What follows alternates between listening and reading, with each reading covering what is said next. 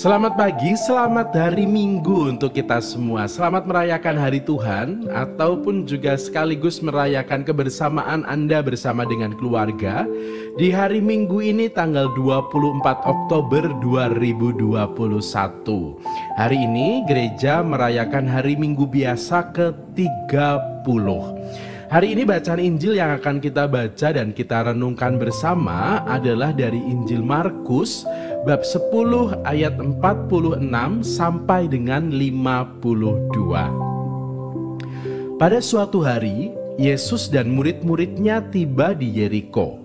Ketika Yesus keluar lagi dari kota itu bersama murid-muridnya dan orang banyak yang berbondong-bondong, duduklah di pinggir jalan seorang pengemis yang buta bernama Bartimeus, anak Timeus. Ketika didengarnya bahwa yang lewat itu adalah Yesus dari Nazaret, mulailah ia berseru, "Yesus, anak Daud, kasihanilah aku." Banyak orang menegurnya supaya ia diam. Namun semakin keras ia berseru, "Anak Daud, kasihanilah aku." Maka Yesus berhenti dan berkata, "Panggillah dia."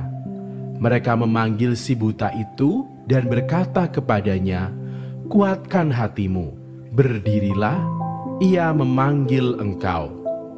Orang buta itu berdiri dan pergi mendapatkan Yesus. Yesus bertanya kepadanya, "Apa yang kau kehendaki kuperbuat bagimu?" Jawab orang itu, "Rabuni, semoga aku dapat melihat." Yesus lalu berkata kepadanya, "Pergilah, imanmu telah menyelamatkan engkau." Pada saat itu juga melihatlah ia. Lalu ia mengikuti Yesus dalam perjalanannya. Demikianlah sabda Tuhan. Terpujilah Kristus. Saudari-saudara sekalian, pagi hari ini mari kita awali hari kita di awal hari Minggu ini dengan mensyukuri salah satu indera kita yang kerap kali kita lupa untuk mensyukurinya.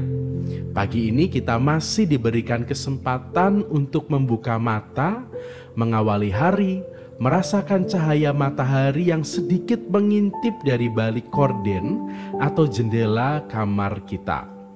Kita juga masih bisa melihat wajah orang-orang yang tersayang kita. Atau mungkin ibu-ibu yang hari ini kebetulan tengah merawat bunga, bisa melihat kelopak bunga yang mekar, memamerkan warna segarnya di hari ini.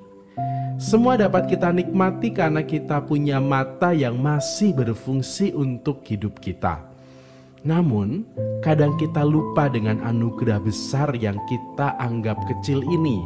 Karena kita sudah setiap hari merasakannya, kemudian menikmatinya menjadi sesuatu yang biasa. Maka kita lupa untuk mensyukuri indera penglihatan kita.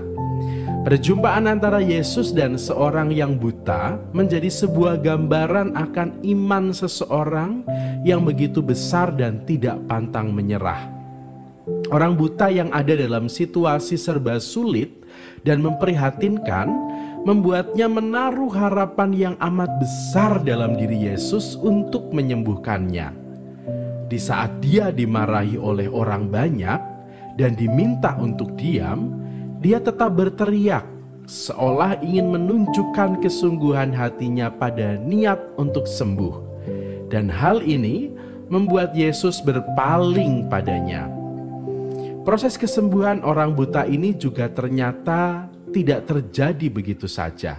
Tidak secara serta-merta lalu Yesus menyentuhnya dan si buta menjadi sembuh dan dapat melihat kembali. Ada dialog yang terjadi di antara Yesus dan si buta. Yesus bertanya, "Apa yang kau kehendaki kuperbuat bagimu?" Sebuah pertanyaan yang ingin mempertegas apa yang dikehendaki oleh si buta tersebut. Si buta lalu menjawab, "Rabuni, semoga aku dapat melihat." Jawaban dari si buta ini memiliki makna yang cukup kaya bagi kita.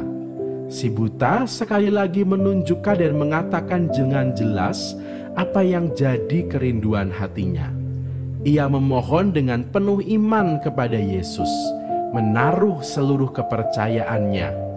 Mungkin kita juga pernah ada dalam situasi seperti orang buta, meminta dan memohon, namun kita tidak sungguh-sungguh tahu apa yang kita butuhkan, apa yang kita inginkan. Kita hanya meminta dan terus meminta, padahal itu bukanlah sesuatu yang kita butuhkan secara nyata bagi hidup kita.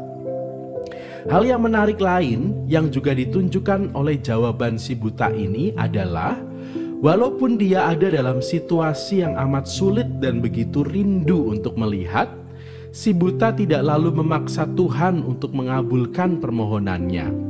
Dia menyelipkan kata semoga, memberikan sebuah makna pada kerendahan hati orang buta tersebut yang berharap namun tetap menyerahkan berkat itu pada penyelenggaraan kasih Tuhan tanpa mendikte dan menyuruh Tuhan.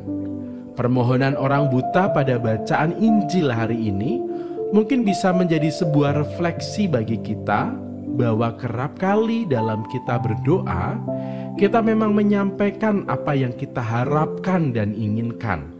Namun kadang masih saja ada keraguan dalam hati kita yang membuat kita tidak yakin pada kasih Tuhan. Selain itu, kerap kali dalam memohon, kita juga lebih banyak memaksa Tuhan untuk memenuhi apa yang jadi keinginan dan kerinduan kita agar Ia memberikannya. Kadang kita lupa dengan kata semoga yang sebetulnya ada makna penyerahan diri dan kerendahan hati untuk menerima semua pemberian dari Tuhan atas doa dan permohonan yang kita sampaikan dalam doa-doa kita. Selamat untuk Anda semua, selamat berkumpul bersama dengan Tuhan. Selamat menghususkan hari ini untuk keluarga dan juga untuk berdoa. Semoga kita semua semakin bersyukur atas banyak rahmat yang Tuhan berikan kepada kita, mempergunakan rahmat dan berkat itu dengan semestinya dan menjadikannya sebagai berkat pula bagi orang lain. Selamat berkumpul bersama dengan keluarga, selamat menikmati akhir pekan ini. Semoga akhir pekan ini menjadi sarana dan kesempatan bagi kita untuk mengisi energi positif supaya besok di hari Senin kita kembali penuh dengan energi yang kita bagikan untuk banyak orang. Dan tentunya selamat pagi serta semanggi, semangat pagi hari ini.